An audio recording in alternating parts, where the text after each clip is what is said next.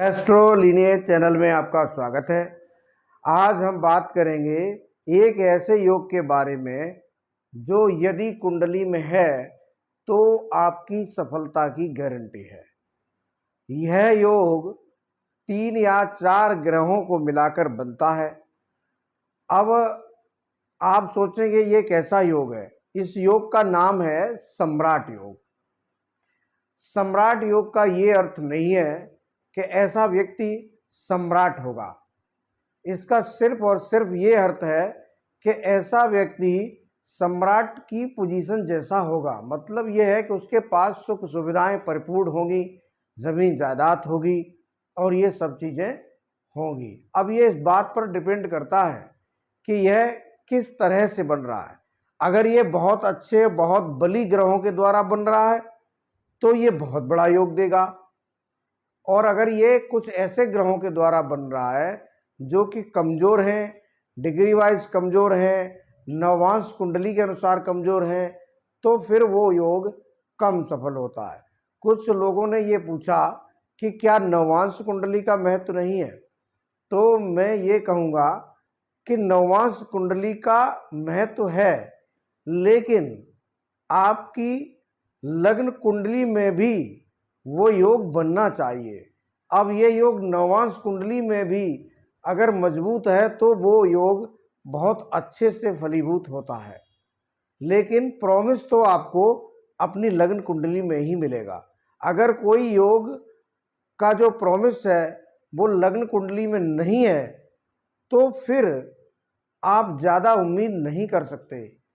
तो इसलिए जो महत्वपूर्ण है वो लग्न कुंडली ही महत्वपूर्ण है। इसके बाद चंद्र कुंडली में भी देख सकते हैं। चंद्र कुंडली में भी वो योग अगर बन जाता है और नवांश सपोर्ट करता है तो फिर वो योग फलीभूत होगा।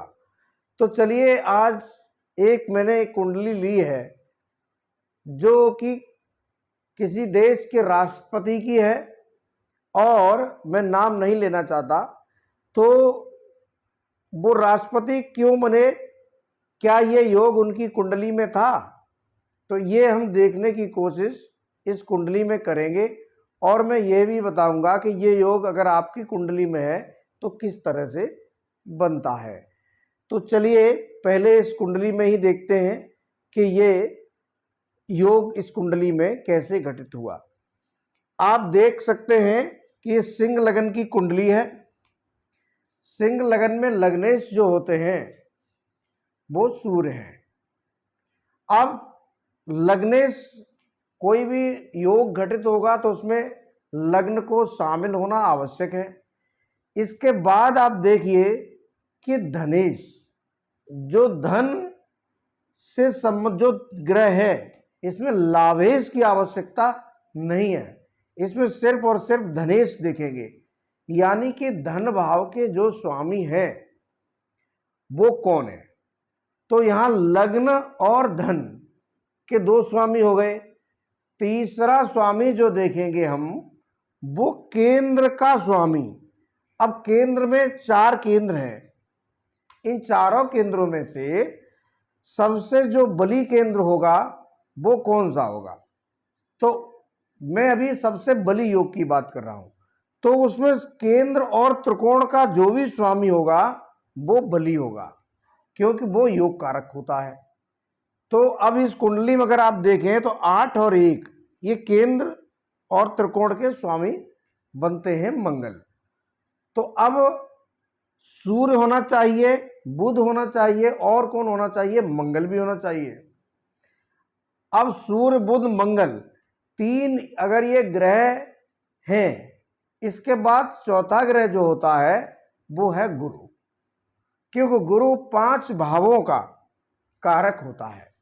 कुंडली में आधी कुंडली तो गुरु पर ही आधारित है। इसीलिए कहते हैं कि कुंडली में गुरु की पोजीशन सबसे पहले देखिए। अगर गुरु की पोजीशन, मात्र गुरु की पोजीशन भी कुंडली में अच्छी है तो भी कुंडली बलवान हो जाती है। तो इसमें आप देखें कि इसमें एक योग बन रहा है पंचम भाव में, सूर्य बुध मंगल और गुरु। तो सूर्य बुध मंगल गुरु ये 4 योग जो ग्रह हैं वो कहां पर इकट्ठे हो गए? आकर पंचम भाव में। पंचम भाव वैसे भी पद प्राप्ति का भाव है।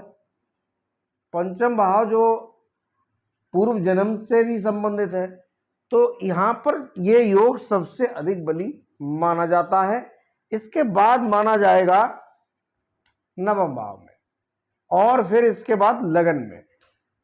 तो ये लगन में अगर ये कुंडली में ये योग बनता है तो ऐसा व्यक्ति बचपन से ही धनी होता है।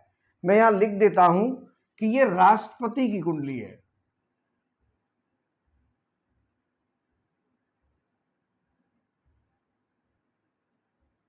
ये राष्ट्रपति की कुंडली है।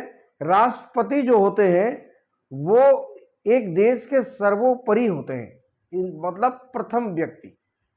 तो जो प्रथम व्यक्ति किसी राष्ट्र का होगा तो एक तरह का वो सम्राट ही है। तो ये कुंडली भी ये दिखाती है कि इसमें ये योग जो बना है ये सम्राट योग है। सम्राट योग कहाँ कहाँ बनता है? मैंने जैसे बताया कि त्रिकोण में अगर यहाँ पर है तो ऐसा व्यक्ति बचपन से ही सम्राट जैसे लक्षण लेके पैदा होता है, और उसके पास उसके जो पिता होते हैं वो ही उन्हीं के पास पद होता है, तो उन्हीं की गद्दी को संभालता है। इसके अतिरिक्त अगर यहाँ पर बना है नवम भाव में, तो ये ऐसा मान लीजिए कि कुछ लेट मिलता है, कुछ समय आधी उम्र निकलने के बाद मिलता है। लेकिन अगर ये योग पंचम भाव में बना है तो ये बहुत जल्दी 18, 19 साल 20 साल में ही आ जाता है। अब इसके अतिरिक्त ये 3 जगह और हैं। अगर यहां भी कहीं भी ये योग बन रहा है, केंद्र के चतुर्थ भाव, सप्तम भाव और दसम भाव में भी अगर ये योग बनता है तब भी फलीभूत होता है। तो इसमें क्या जाना हमने? सबसे पहले तो कौन होना चाहिए? लगन होनी चाहिए। लग्न के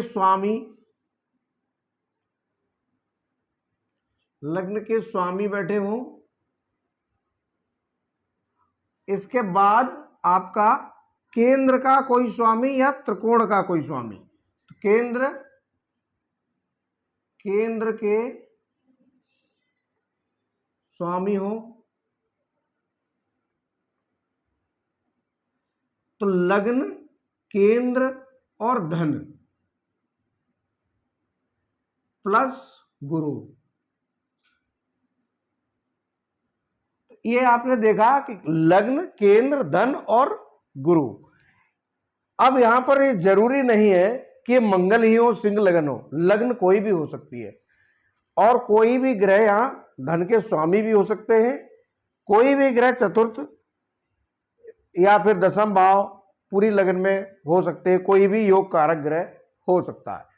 लेकिन ये ग्रह आपस में गुरु को छोड़कर मित्र होने चाहिए। केवल गुरु इस पूरे योग के साथ होंगे, लेकिन इसके अतिरिक्त जो भी ग्रह होंगे वो आपस में मित्र होने चाहिए या फिर सम होने चाहिए। तो फिर ये योग घटित निश्चित रूप से होगा। और अगर जैसे कि इस कुंडली में अगर आप देखें तो इसमें चूंकि सूर्य बुध, सूर्य के साथ अगर बुध है तो अच्छे हैं, मंगल है तो भी अच्छे हैं, यानी लग्न के तीनों ग्रह मित्र हैं। इस कुंडली में सूर्य के तीनों ग्रह जो बैठे हैं वो मित्र हैं। तो फिर ये योग बड़ा योग है। इस तरह का अगर योग आपकी कुंडली में बन रहा है तो आप निश्चिंत हो जाइए। आप इस योग के द्वारा लाभान्वित जीवन में जरूर किए जाएंगे। आपको पद प्रतिष्ठा प्राप्त होगी। आप लोग चैनल को लाइक करें, सब्सक्राइब करें। धन्यवाद।